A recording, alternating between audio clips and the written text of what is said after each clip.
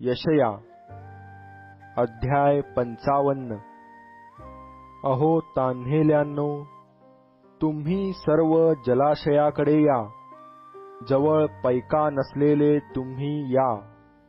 सौदा करा, खा, या पैक्या वाचून व मोला वाचून द्राक्षारसाचा व दुधाचा सौदा करा, जे अन्न नव्हे।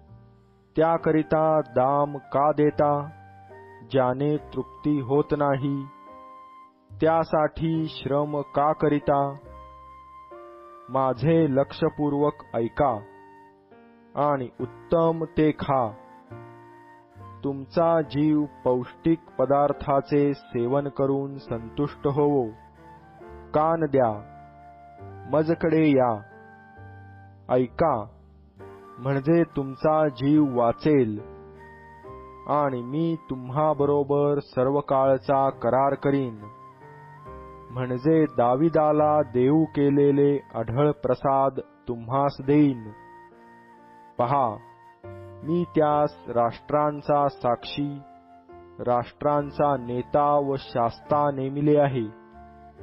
पहा, तू ओळखीत नाहीस अशा राष्ट्रास तू बोलाविशील, ज्या राष्ट्राला तुझी ओळख नाही ते तुझकडे धाव घेईल। ज्याने तुला वैभवयुक्त केले तो परमेश्वर तुझा देव, इस्रायलाचा पवित्र प्रभू। याच्यामुळे असे होईल, परमेश्वर प्राप्तीचा काळ आहे, तोवर त्याला शोधा। तो जवळ आहे, तोच त्याचा धावा करा। दुर्जन आपला मार्ग सोडो, अधर्मी आपल्या कल्पनांचा त्याग करो आणि परमेश्वराकडे वळो, म्हणजे तो त्याजवर दया करील। तो आमच्या देवाकडे वळो, कारण तो त्याला भरपूर क्षमा करील।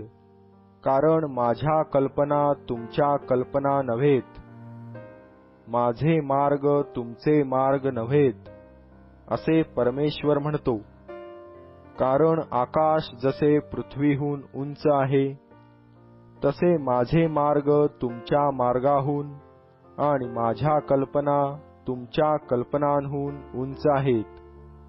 पहा, पाऊस व बर्फ ही आकाशातून पडतात आणि पृथ्वी भिजवून तिला सफळ व हिरवीगार केल्या वाचून, पेरणाऱ्यास बीज, खाणाऱ्यास भाकरी दिल्या वाचून ती परत वर जात नाहीत।